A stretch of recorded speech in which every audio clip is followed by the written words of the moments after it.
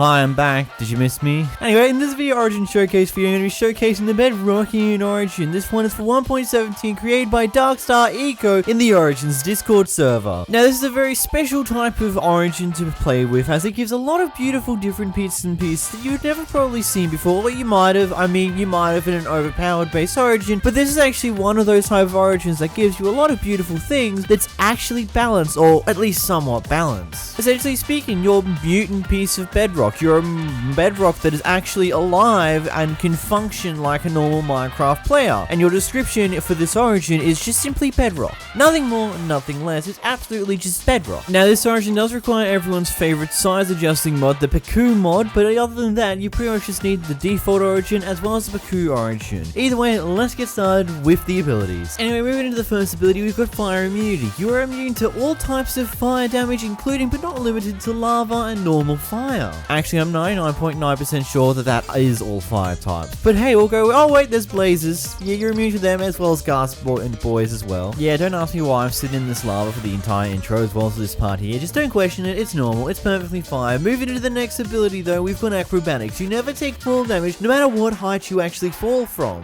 So again, another basic ability, pretty understandable. You take no fall damage, and you want to know where you can take no fall damage in real life, make sure to smash that like button on this video. At least I didn't tell you to subscribe, but you should also do that too. What? I've got to slide it in somewhere. Moving into the next ability, you've got strong arms. You're strong enough to break natural stone without using a pickaxe whatsoever. Kind of similar in a way to what the 𝓽𝓱𝓲𝓷𝓴𝓼 do, as well as the cobblestone origin, and there's a collection of other origins that have this ability as well. Practically speaking, you can just break stone with your bare hand. Practically speaking, you're able to break stone at roughly the same pace as what you would normally break with a default diamond pickaxe, if not just a bit faster to that. But it's unable to easily tell that with these, mainly due to the fact that it looks like pickaxes are also boosted via these abilities as well as in a few other abilities that of course get shown off in this clip here, which we'll talk about very soon. Either way, moving to the next video, we've got sturdy skin. Even without wearing armor, your skin provides natural protection. This is around 8 points of armor, which is roughly 4 chest plates on your actual health bar, essentially speaking, negating the actual armor necessary for at least the early game, making it so you don't need to worry about leather, gold, or chainmail armor, but you might consider going to iron armor in the future.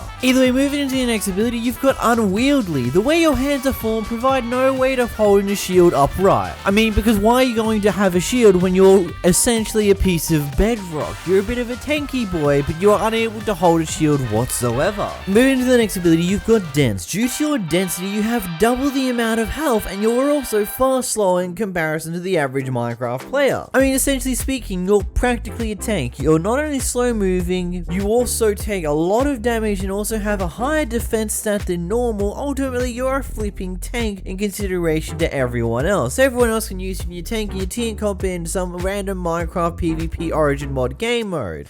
Anyhow, moving into the next ability, you've got powerful arms. Due to your great strength, you can launch mobs into the air when you actually hit them. Honestly, this ability is very interesting and weird at the same time. Now, first off, you essentially have the ability to do a powerful knockback that is more powerful than your average knockback. But instead of knocking the mob in the direction that you're facing towards and how you hit them, so instead of knocking them further backwards in comparison to where they are when you hit them, you actually hit them up into the sky. It's only roughly about 4 or 5 blocks up in the sky they actually go, but 4 or 5 blocks is enough into the sky that you can take full damage. Essentially speaking, with this ability, you can two-shot a majority of mobs with your bare hands, because you'll launch them up in the sky, they'll take a bit of extra damage when they hit the ground, and then you can just hit them a second time and finish them off completely. Essentially speaking, extremely useful when fighting against mobs, especially when you have a few of them around you. Anyway, moving to the next ability, you've got large appetite. You exhaust much quicker than others, thus requiring you to eat far more often than the normal Minecraft player. I'm pretty sure this ability is pretty self-explanatory for what it is. Your hunger will just decrease far faster than the normal Minecraft player, meaning that you just need to eat more food than normal in order to keep it at full, which overall is just a very common thing, so you're probably used to it by now. Anyhow, moving to the next ability, you've got heavy body. Due to your great weight, you can barely jump a block high. Now I know what you're thinking. You're probably looking at this like, oh, you can only jump a block high in the first place in normal Minecraft. What difference is this gonna make? Well, it says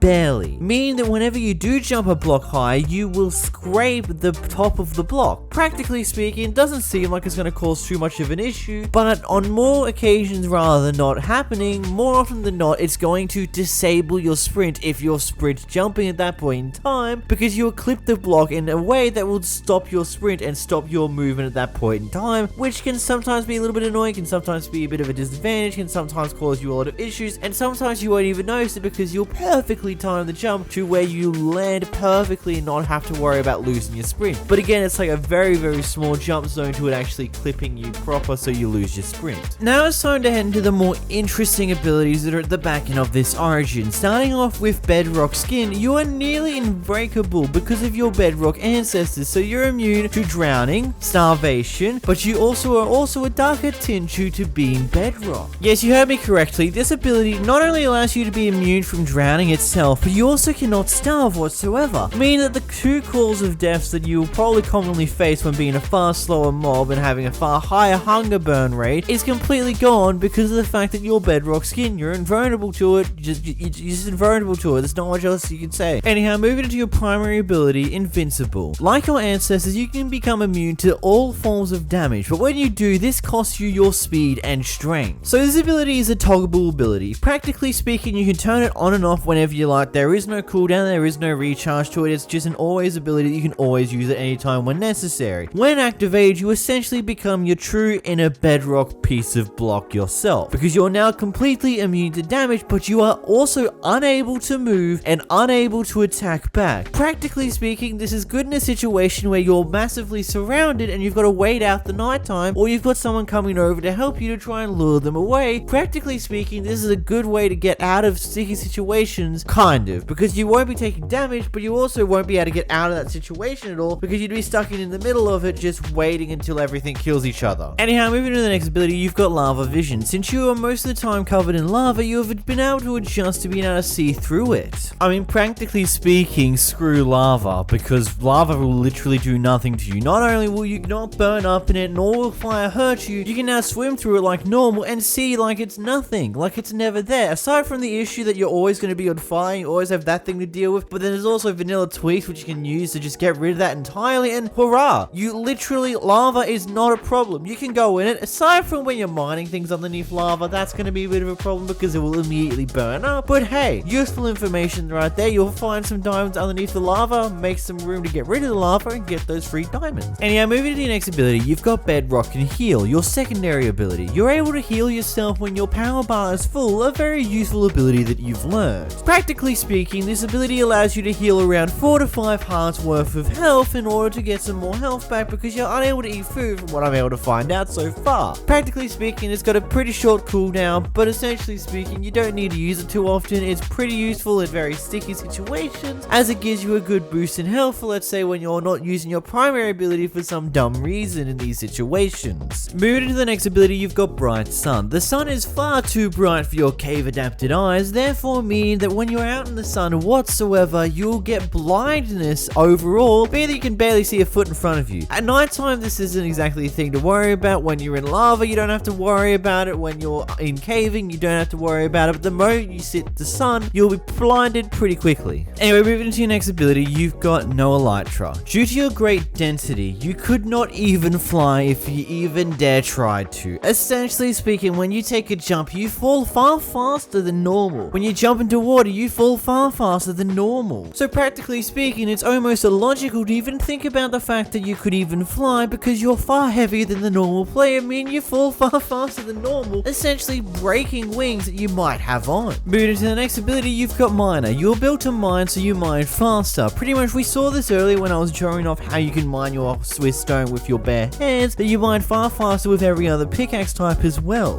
Moving into your next ability, you've got Bulky. You're bulky, so you sink underwater and also gain slowness when also underwater. Practically speaking, you have no ability to swim in water, being that you have to treat water like you're on land, except for that you're a bit slower because you've got permanent slowness on while you're underwater, but you don't have to worry about drowning at the same time, so it's not exactly too big of a deal. A weird side effect of this is just you're unable to gain the dolphin effects at all because you're unable to swim, so it's something to keep in mind. But moving into your next ability, and this is a pretty big ability, you've got Earth Familiarity. Due to your familiarity with the Earth allows you to find treasures that others cannot. Practically speaking, this can range from collecting a random gold nugget or iron nugget when digging underground to things like emeralds, iron, diamonds, and even random totems of undying undying. Now, I'm 90% sure that the totem of undying is an extraordinarily rare thing, as I was mining around for probably a good few hundred blocks. I only got like one of them, but it's also pretty interesting to know that you can gain them in the first place via mining. So pretty information to keep in mind. You can even do this via your bare hands, so you can essentially build an iron axe or maybe even a diamond pickaxe before you even get your first set of iron ore in the first place. So it's really interesting about that. But hey, pretty good information, a pretty interesting and unique ability. Moving to your next ability, you've got potion immunity. Your skin is too hard for potions to get through and actually affect you. I mean, I'm pretty sure this one's pretty self-explanatory towards you guys. Potions do absolutely nothing to you. They do not affect you whatsoever, including any form of debuffs as well. Pretty much nothing affects you whatsoever. Moving on to your next ability, you've got Bedrock Collector. You can collect your own bedrock. Essentially speaking, you now have the ability to collect bedrock in survival Minecraft. Now, how do you do this? I'm guessing you're wondering. Since you are stronger than most, you can break bedrock with a netherite pickaxe. Practically speaking, breaking bedrock with your netherite pickaxe takes roughly an equivalent time frame to what it would take to break a piece of obsidian with your netherite pickaxe without the mining boost. Practically speaking, you can break bedrock. It takes about as much time as breaking obsidian does, and it's about as useful as you might think it is. Absolutely worthless unless you want to be an absolute asshole to your friends. So that's the Bedrockian origin breakdown and explained and reviewed for you guys. So what do you think of this origin? What are your thoughts? Let me know down in the comments down below as always. Of course, the link for this one is downloaded in the description below. Also the membership, there's now a $1 membership or $1 It's an extremely cheap membership and will be useful for when we do start the SMP members only server very soon. But anyway, if you did enjoy this video, smash like, smash subscribe. Massive thank you to my channel members, especially my $10 member 𝓵𝓷𝓷𝓴𝓼.